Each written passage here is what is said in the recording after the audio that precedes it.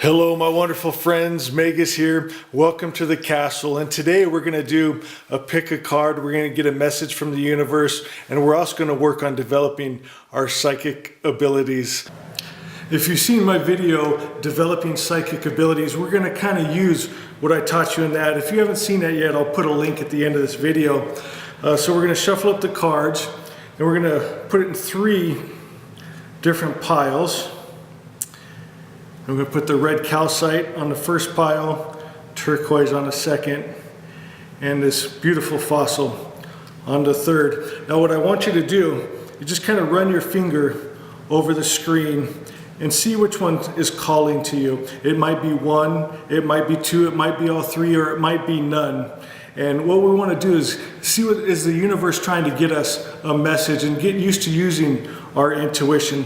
So I'll give you a minute to decide, and then I'll bring the camera in closer and we'll look at the piles.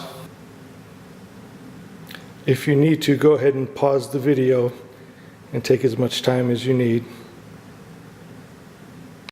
Okay, if you chose deck number 1 with a red calcite, we have the Strength card. Oh, I love it. This deck is magical, and you're going to see the tie with a red calcite and this card. It's pretty exciting. And what this card is speaking to us, it's saying that we need to tame our animal nature, and if we don't tame it, it can eat us alive. The Hebrew letter is Tet, and this refers to the Kundalini energy. This card is ruled by the sign Leo, and Leo rules the spine where the Kundalini rises. And in Kabbalah, it's intelligence. It's the secret of all magical activities, and the secret is to tame our animal nature.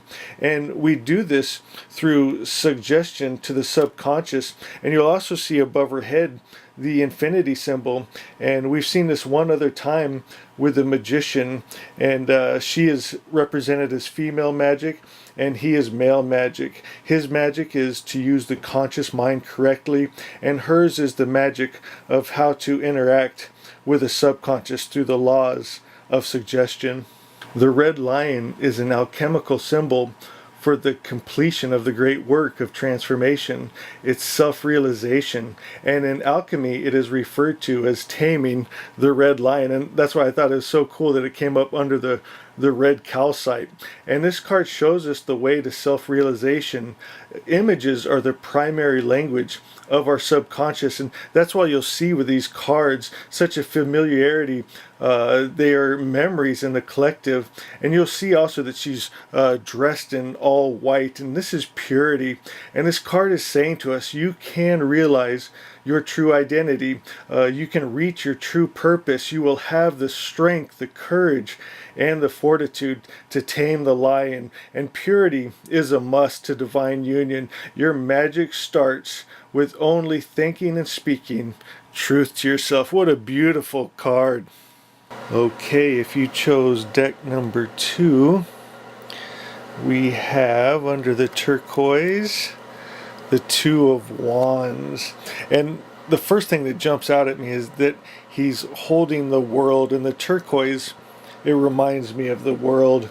And the name of the 2s is duplication, and comes from the root to fold, so that something replicates.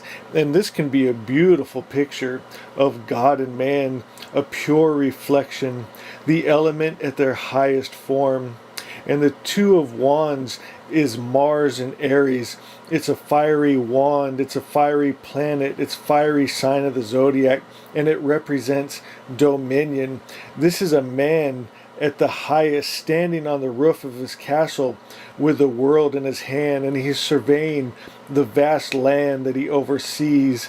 And this card wants us to take authority. It is a happy domain, peaceful. It's self-respect and self-control, and treating all creatures with compassion. This card is showing us to look inside and to reflect pure spirit. Oh, I love that.